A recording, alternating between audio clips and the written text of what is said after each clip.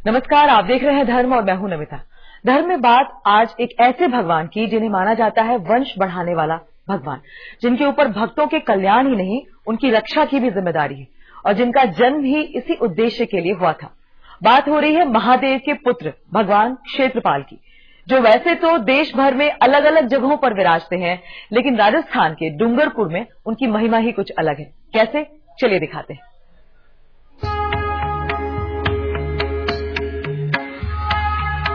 चार भुजाओं वाले भगवान देते हैं वंश वृद्धि का वरदान।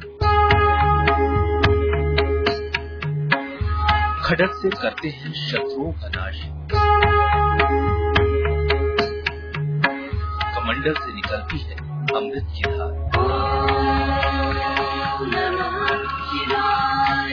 इस रूप में शिव जैसे रौद्र स्वरूप हैं, तो वहीं भोले भंडारी का भोलापन भी इसमें दिखता है। भक्तों के कल्याण को आतुर महादेव दिखते हैं, तो वहीं अभयदान देने वाले औघड़दानी का अक्स भी इसमें दिखता है।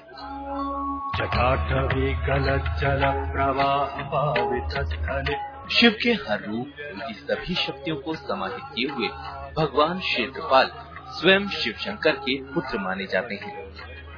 चार भुजाएं, एक हाथ में कमंडल, दूसरे में खड्ग, तीसरे में गदा। क्षेत्रपाल भगवान का ये रूप भक्तों को मोह लेता है।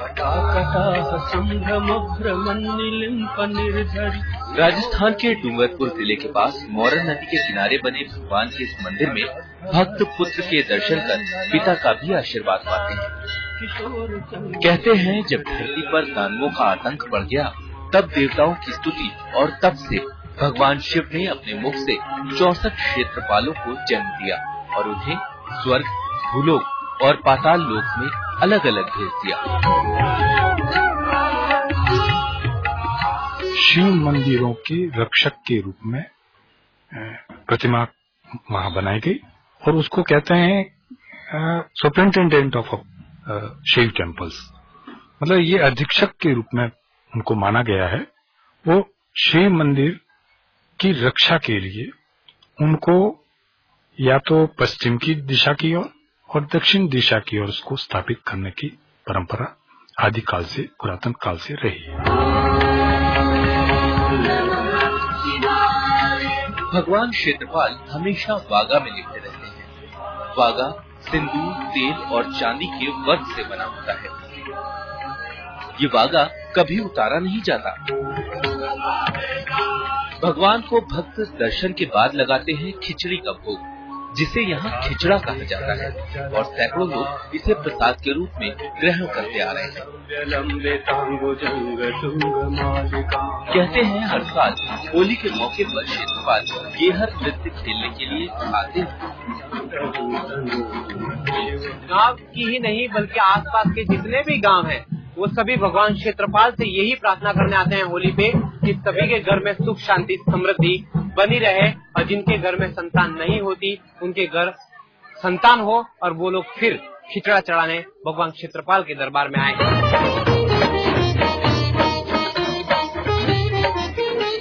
आज भी भगवान क्षेत्रपाल के लिए यहाँ गेहर नृत्य खेलने की परंपरा है। हर साल होली के मौके पर ढोल नगाड़ों की धुन पर भगवान और साफा पहनकर भक्त नृत्य करते हैं। शेष गंग अर्धंग पार्वती सदा विराजत कैलासी। क्षेत्रपाल भगवान को वंश बढ़ाने वाला भगवान माना जाता है। कहते हैं, यहाँ पूजा करने से संतानहीनों के जीवन में उम्मीद तो जागती ही है, साथ ही उनकी रक्षा की जिम्मेदारी भी क्षेत्रपाल अपने कंधों पर ले लेते हैं और जिसकी जैसी कामना होती है वो पूरी कर देते हैं। कैमरामैन मंगेश आवरे के साथ विवेक कुमार भट्ट, खड़गदा, आज तक।